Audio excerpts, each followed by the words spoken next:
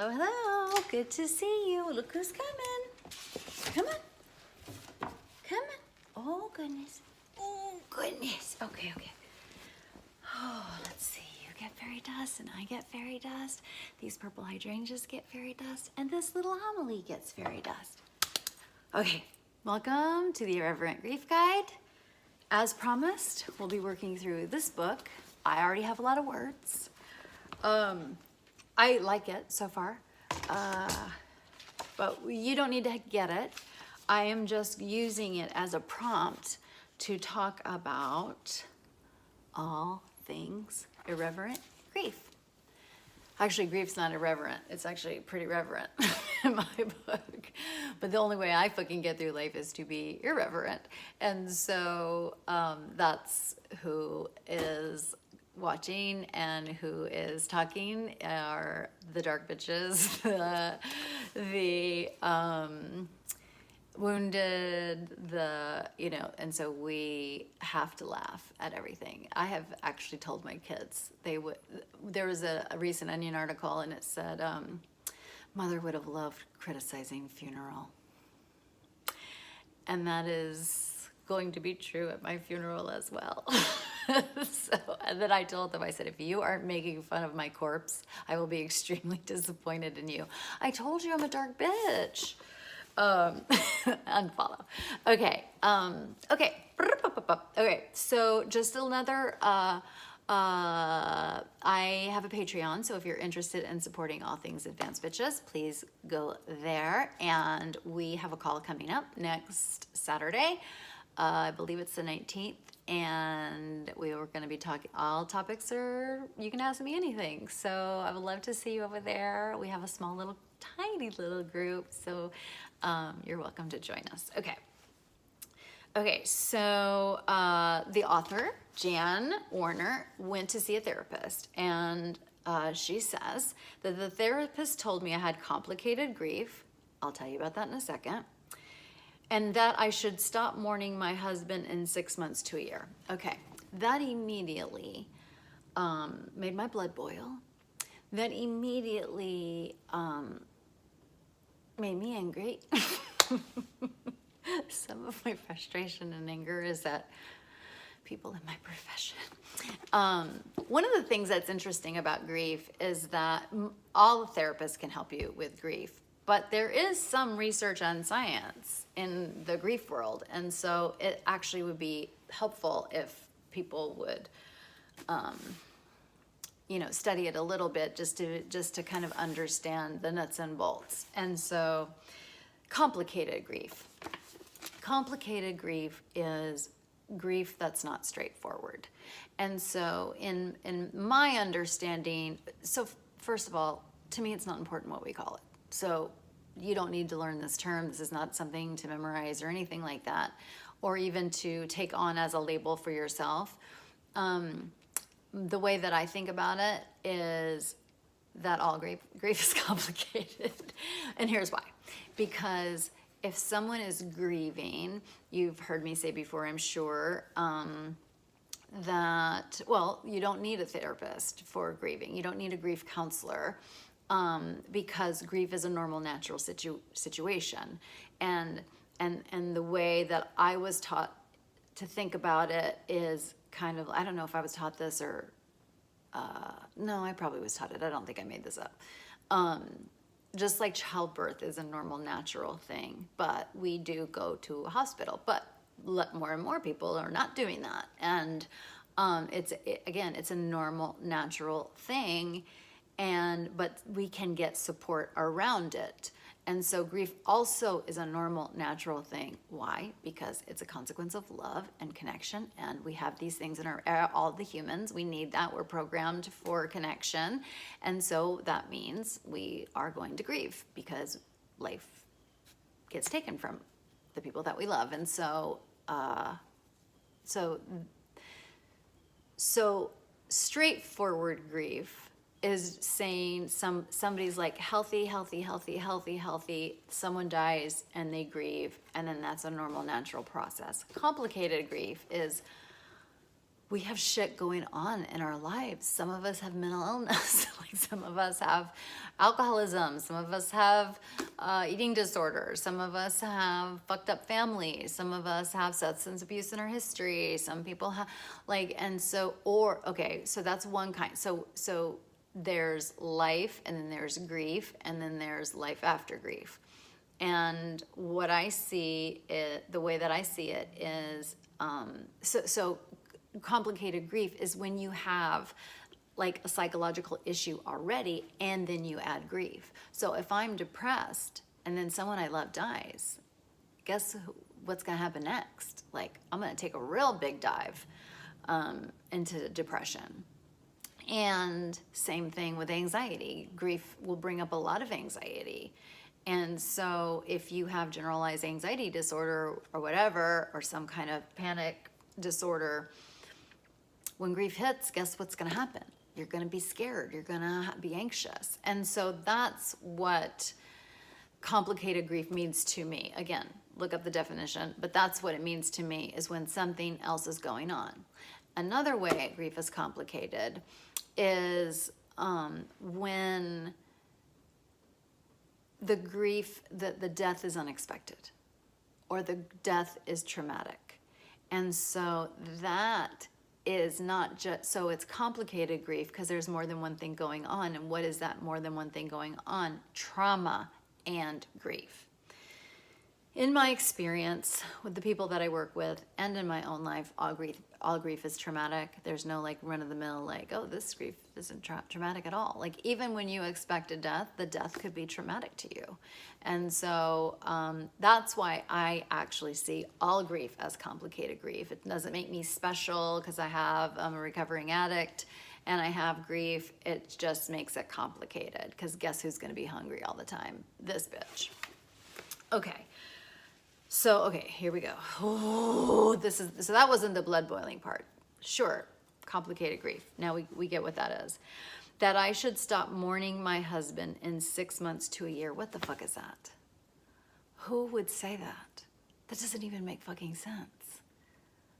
So I learned this very on from my mentor at hospice. And he said it to me in the most beautiful way, and it has, and it's like one of those truths that when you hear only truth resonates, and it's one of those things when you hear it, it's like you knew it all the time. And what he said to me was, you do not get over this. You learn to live with it. Not only will you not get over this, you will never get over this. You will never get over this. But you will learn to live with it. And it's like, I've known that that's a truth. That is a truth, and it just resonates, and it resonates with all of us. So first things first, if you're grieving, you're never fucking gonna get over this. Like, this is, no, because like, how am I gonna get over the people that I love dying? Like that, I don't even want to get over that. Like, I don't, because I mean, I'm gonna figure out how to live fully, but that loss is significant in my life, and I honor that. And for me, if I'm going to get over a death or get over a loss that I've had, it feels like I'm not even growing from that. It just feels like I'm just going to like, boop, life is right back where it was. It's like, no, a whole new existential truth is in your life. Grief happens, death happens, loss happens. And so we will never get over this. You will never get over this, but you will learn to live with it. And that is what you're doing here, watching this person on YouTube. And for me, it just feels very disrespectful and very demeaning of a death and of a person and of a relationship when you say you're going to get over that. Now, I'm not saying that you're going to be crying every day for the rest of your life and life is now over because that person died. No, it's not over. Your life is not over. How do we know? Because you're still here. You are carrying on. You are going to figure this out. You're going to live, not in spite of that death, which that's what that feels like when someone says you'll get over this, but because of it. this is going to add a richness and beauty to your life. You will grow so much. Now, of course, we don't want that growth. We don't give a fuck about that growth if we can get the person back. But that's not the reality that we live in. And so for me, when someone dies, and they will, it's going to happen again to me, because that's just the way life is. That is the price of admission to being in a relationship, is that I'm going to experience that grief. And what my commitment is that I will figure out how to live after that happens to me. I may be not okay for a very, very long time, especially with the people that are coming to my mind right now. It's like, please. But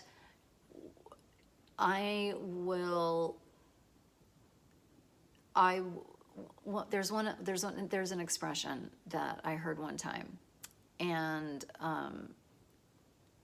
she said that it was a spiritual teacher in the 90s, and I remember one of her tapes, she was talking to another woman who had lost her dad. Her dad had died. And the woman told her, the spiritual leader, that my relationship with my father only improved after his death. Because death ends a life, but death does not end a relationship. And so I thought that was great, and I thought that was really good for her, but that it could never be true for me. Like, I didn't think I would ever be as advanced a person or a being that I could consciously continue the relation, and that it could improve after a death. And then I met someone in real life that said that was true for her too. And that shit blows my mind. Like, that is amazing. But I guarantee you, if any of the people that I love die, that I am going to continue that relationship, because that relationship will still feed me. Just think about all the things that you've learned from the person that died. Think about all the laughs you had together. Think of all the memories that you had together. You get to keep all that. That doesn't just that doesn't go away when the person dies. That still lives in you. We are carrying that person with us, and that person is still influencing our life. And we get to live like that consciously. We get to keep dipping into that well of wisdom that, I'm gonna cry, the well of wisdom that person left for us.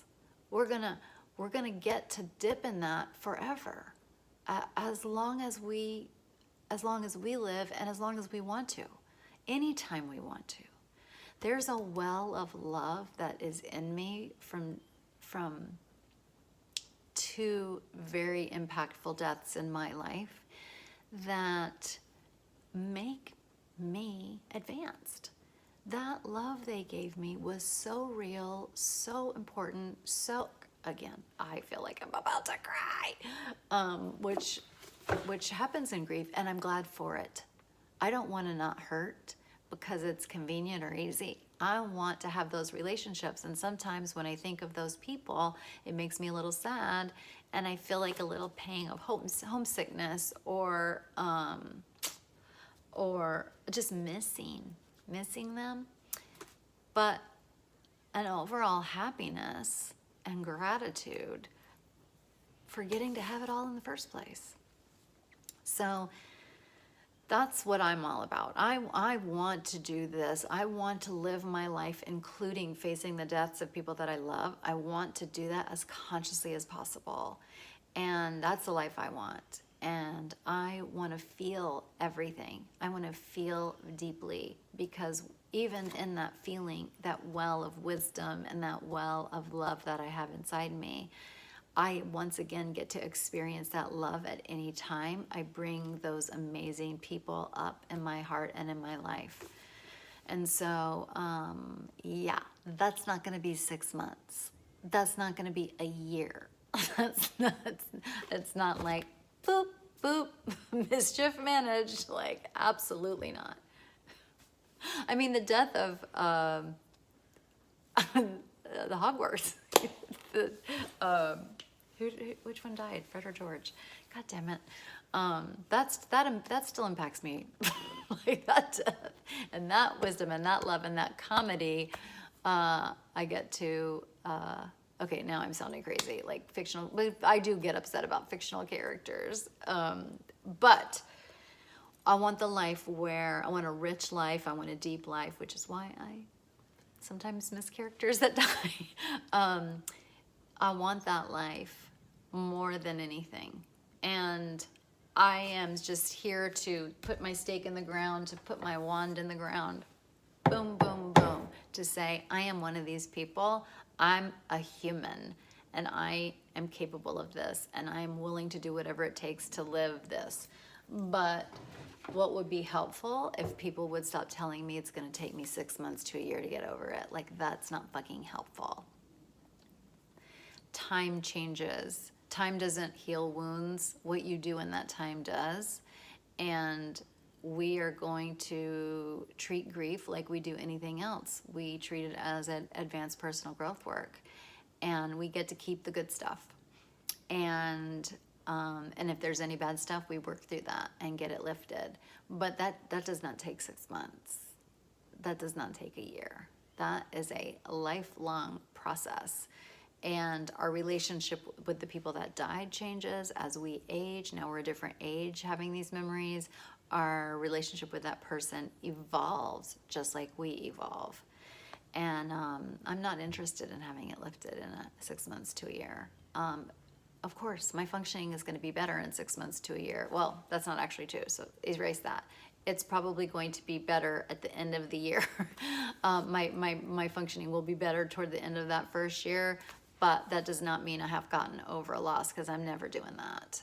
I'm not interested. Hope that was helpful. Love you. I send so much love to your grieving heart if you're grieving anyone or anything right now. Love you. Bye.